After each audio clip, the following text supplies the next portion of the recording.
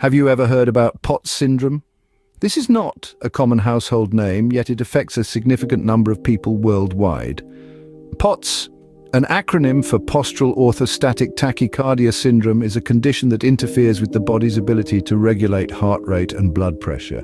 In simpler terms, it's the response system going haywire when you stand up. What's fascinating about POTS syndrome is its subtle yet profound impact on the quality of life. It's not a disease that is often talked about, but it's a reality for many. Imagine going about your day and suddenly feeling dizzy or faint each time you stand. That's a glimpse into the life of someone living with POTS syndrome. Despite its relative obscurity, it's important that we shed light on this condition, understanding its causes, symptoms, and possible treatments. So, stick with us as we delve deeper into this intriguing condition. And don't forget to subscribe to our channel for more informative content like this. So, what causes POTS syndrome? Well, unraveling the mystery behind the causes of postural orthostatic tachycardia syndrome, or POTS, is a bit like piecing together an intricate jigsaw puzzle. It's a complex condition, and it can stem from a variety of factors. One of the possible causes of POTS is genetic predisposition. Yes, it sometimes runs in the family. If your parents or siblings have POTS, you may be more likely to develop it too. But remember, it's not always the case, it's just one piece of the puzzle. Another potential cause is viral illnesses. Picture this, you're recovering from a nasty bout of influenza or mononucleosis, and suddenly you start experiencing symptoms of POTS. It's not uncommon. In fact, many patients report that their POTS symptoms began after a viral illness. It's as if the virus kickstarts a chain reaction in the body, leading to POTS. Then there's physical deconditioning. Imagine you've been bedridden or inactive for a long period. Your body, especially your cardiovascular system, can become deconditioned, meaning it's not as efficient as it should be. This can sometimes trigger POTS. There are also other potential causes, like hormonal imbalances or autoimmune diseases, that can contribute to the onset of POTS. But here's the thing, POTS is a bit of an enigma. Despite these potential causes, there's no one-size-fits-all explanation. There are still gaps in our understanding, and that's why there's ongoing research into the exact causes of POTS. Scientists are digging deep, exploring every avenue, every potential link. They're testing theories, analyzing data, conducting clinical trials, all in a bid to understand why some people develop POTS and others do not. Although the exact cause is still unknown, researchers are working tirelessly to uncover the mystery behind POTS syndrome. Rest assured, the quest for answers continues, and with every new piece of the puzzle that falls into place, we move a step closer to understanding this complex condition. What symptoms might you experience if you have POTS syndrome?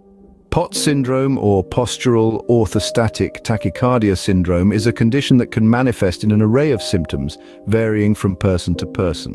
While some individuals might experience a handful of symptoms, others may grapple with a broader range, and the intensity can also vary significantly. The most common symptoms revolve around a change in posture, such as standing up from a sitting or lying position.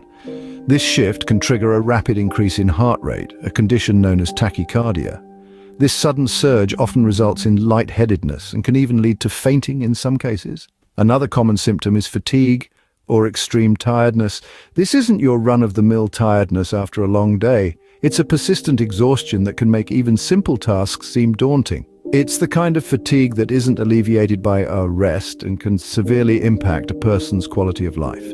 Beyond these common symptoms, individuals with POTS syndrome may also experience less common yet significant symptoms.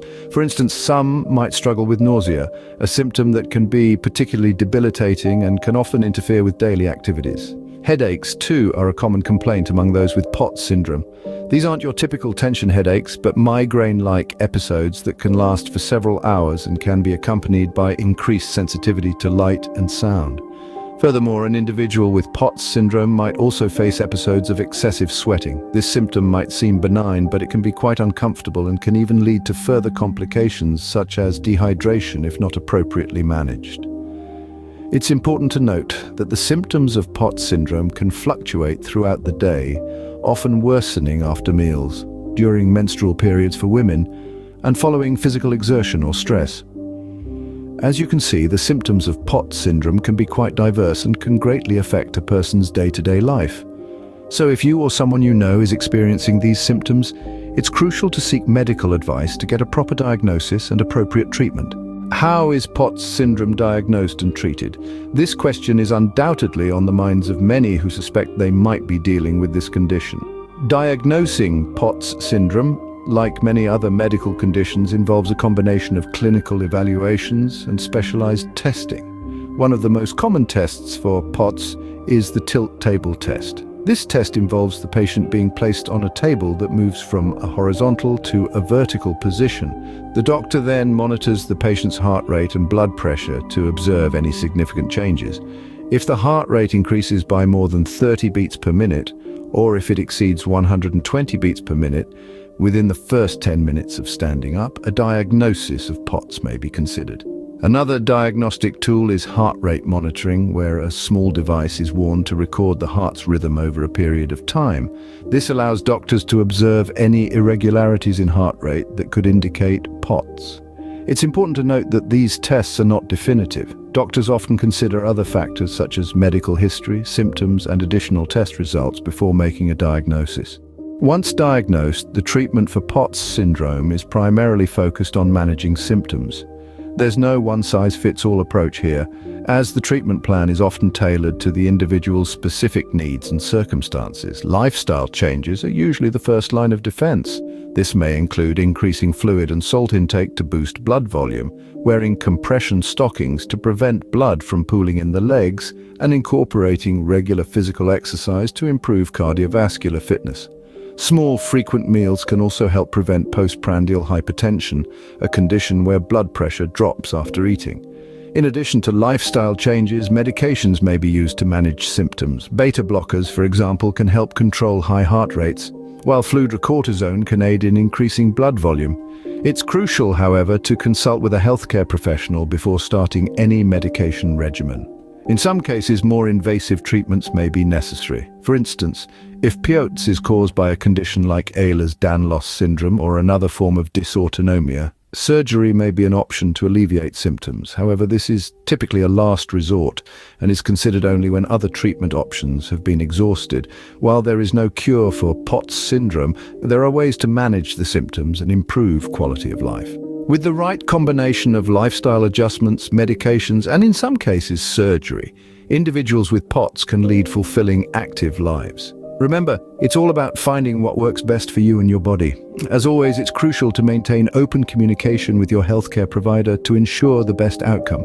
So, in closing, while there is no cure for POTS syndrome, there are ways to manage the symptoms and improve quality of life. Before we summarize, make sure you're subscribed to our channel for more informative content like this. Now, let's take a look back at what we've learned about POTS syndrome. In our journey today, we've delved into the heart of POTS syndrome, an often misunderstood and misdiagnosed condition that affects many people worldwide. We began by understanding what exactly POTS syndrome is, a disorder of the autonomic nervous system. It's characterized by an excessive increase in heart rate upon standing, leading to a range of symptoms that can severely impact a person's quality of life. We also explored the various causes of POTS syndrome. While the exact cause remains elusive, we learned that it could result from a myriad of factors, including genetic predisposition, viral infections, or physical trauma. It's important to remember that it's not a one-size-fits-all condition, and each individual's experience can differ significantly. Our journey then took us through the diverse symptoms of POTS syndrome. From dizziness, heart palpitations, and fatigue to more severe signs like fainting, we discovered that the symptoms of POTS can be as varied as the individuals it affects. Next, we navigated the complex world of diagnosing and treating POTS syndrome. We learned that diagnosis can be challenging due to the condition's diverse symptoms, but it often involves a tilt table test. Treatment, on the other hand, is typically multifaceted, involving lifestyle changes, physical therapy, and sometimes medication. While POTS syndrome can be a difficult journey for those living with it, understanding the condition, its causes, symptoms, and treatments can make a world of difference. Thank you for joining us today to learn about POTS syndrome. Remember, knowledge is power. The more we know, the better we can understand and support those living with conditions like POTS syndrome. Don't forget to subscribe to our channel for more informative content like this. Stay healthy, stay informed.